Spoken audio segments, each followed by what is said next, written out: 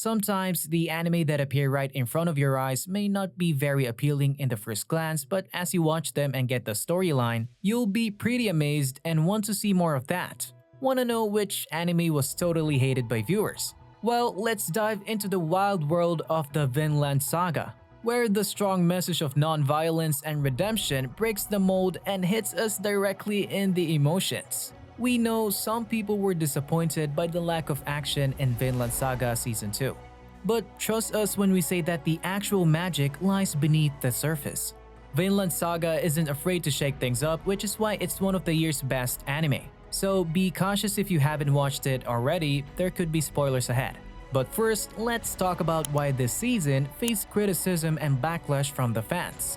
The second season of Vinland Saga has been slammed by fans for being uninteresting and slow-paced. Despite the anime's initial popularity upon its premiere in 2019, fascinating viewers with its dense plot and amazing scenes of combat, the latest season has left some disappointed. People expected to see what happened to Thorfinn after Askeladd's death, but the first episode of Season 2 plunges us into the strange world of a new character, Einar.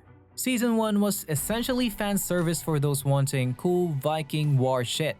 Unfortunately, those who enjoy Vinland Saga for its fast-paced action found Season 2's episodes to be extremely disappointing. The extraordinary ensemble of characters was one of the primary aspects that led to Vinland Saga's first success. They brought the story to life, creating an emotional connection with the audience. However, in Season 2, the focus changes to the manga's slave arc.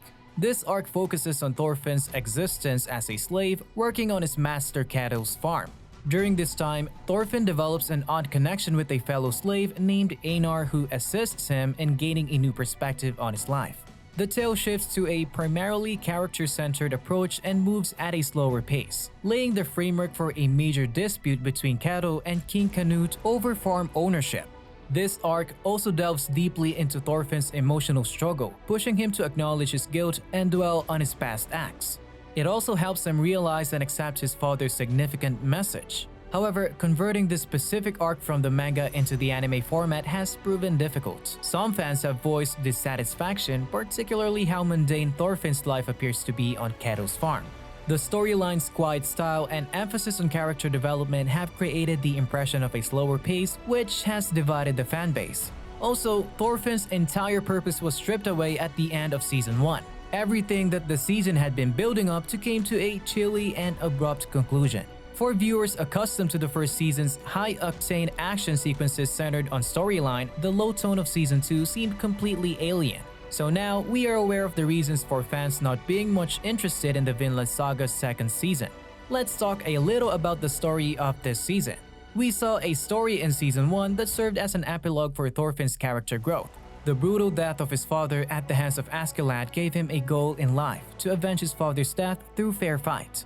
However, the protagonist seemed to have lost his desire to live after being denied his long-held objective of killing Askeladd, whom he had grown fond of before his death. The second season of Vinland Saga follows Thorfinn, a once-feared Viking warrior who becomes imprisoned and made to work on a farm. Thorfinn undergoes a remarkable transition as a result of this substantial change in his circumstances. Thorfinn, no longer the furious fighter we met in the first season, becomes a mere shadow of his former self, plagued by the numerous lives he has taken in his pursuit for vengeance. Thorfinn is tormented by regret and frightening recollections of those he has killed as he confronts his previous actions. The anime depicts his struggle touchingly as he analyzes the motives for his thoughtless deeds of cruelty. This contemplation distinguishes Vinland Saga from its contemporaries since it delves into the emotional and psychological repercussions of a battle, a topic that is frequently overlooked in the field of anime. While Thorfinn is not solitary in his pain, his two slaves, Einar and Arnheid, have also suffered as a result of the Vikings' harsh attitude.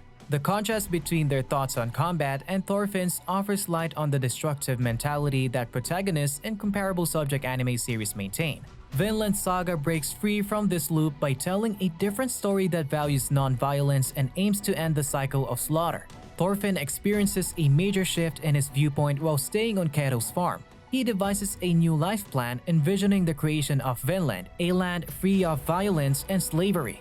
Although Thorfinn recognizes the lofty nature of his ambition, he feels that by going on this trip and persuading others to follow him, he can bring about significant change in the world. Thorfinn's path to salvation becomes Vinland, a chance to atone for the brutality he previously loved. Thorfinn is presented with a decision near the end of the second season, and that is to escape Ketil's farm and avoid war that is near, or stay and convince Canute, the new king of Denmark, to stop the war. Choosing the latter, Thorfinn's valiant efforts to break the cycle of violence proved to be more important and rewarding than any combat he fought in the first season of the show. The power to transform hearts and minds, not the sword, is what Vinland Saga emphasizes as true strength. And that is what we believe is the beauty of this season, which is why some of the fans are absolutely in love with the second season.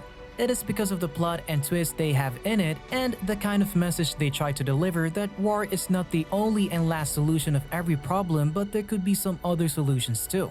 But this is not it. There are several other reasons as well why the second season is a masterpiece. Season 1 was merely an introduction to the true story of the Vinland Saga. A prologue, by definition, is an introductory piece that precedes the story and provides background information that contextualizes characters and facilitates plot progression.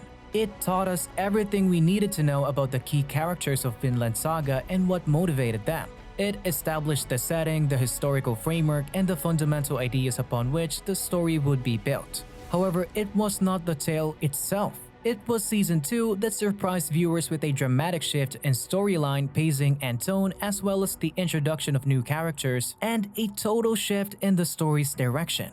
Einar is put up as the deuteragonist, whereas Thorfinn is given a completely distinct character dimension. Their perspectives on life are vastly different, and this is what establishes the season's new tone. Season 2 was expected to be largely focused on these two characters' psyches. Those who have read the manga will be aware that the farmland arc alters the game for Thorfinn and his character development. Although some do miss the Askeladd-focused programming, but believe us when we say that Season 2 is spectacular. The series is a masterpiece because of the investigation of Thorfinn's psyche, the questioning of all his decisions, and the subversion of the hyped-up feelings of rage, hatred, and vengeance. Thorfinn evolved from a stupid, cruel, and unthinking teenager in Season 1 to a contemplative and pacifist adult in Season 2. He vows never to use violence to make his way in the world again. Violent fury is neither his father's way nor is it the way of the true warrior. Thorfinn has changed dramatically. He wishes for a world free of violence and enslavement, while fantasizing about such a paradise is plausible, making it a reality is nearly impossible. However, Thorfinn is still trying. Thorfinn's narrative is beautiful because it is continuous. His development and change are far from complete, providing a feeling of anticipation for fans who may have abandoned the series in the past. As we wait for a possible third season renewal, we are enthused about the prospect of exploring the new horizons that await Thorfinn. These unexplored waters, made possible by the vital lessons he gained on the farm, promise to be a tribute to the lasting power of personal development and forgiveness. And that's pretty much it. Let us know in the comments what you think of it. If you've enjoyed everything so far, then like the video, subscribe to the channel if you haven't already, and turn the notification bell on along with that so you can always get to watch more such stuff in the future. Thanks for watching, and we'll see you next time.